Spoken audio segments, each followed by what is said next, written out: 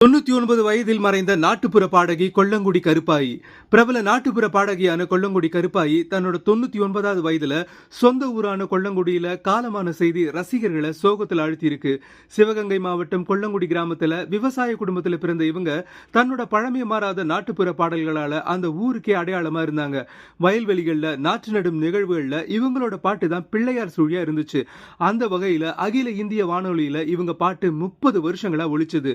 அதை தொடர்ந்து ஆண் பாவம் படத்துல பாண்டியராஜனோட பாட்டியா நடிச்சிருப்பாங்க. அதிலும் எங்க அம்மாவை நீ கல்யாணம் பண்ணிக்கலாம், உங்க அம்மாவை நான் கல்யாணம் பண்ணிக்கூடாதான்னு வர டயலாக் எவர் கிரீன்.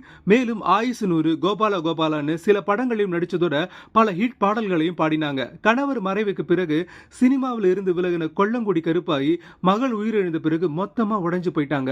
கொல்லங்குடியில இருக்கிற வீட்டுல தனிமையில வாழ்ந்த அவங்க வயது மூப்பு காரணமா தன்னோட 99வது வயதுல உயிரிழந்தாங்க. நாட்டுப்புற பாடல்களோட தேவதையா இருந்த கொல்லங்குடி கருப்பாயோட குரல் வயல்வெளிகள்ல ஒலிச்ச காலம் கண்டிப்பா பொற்காலம் தான்.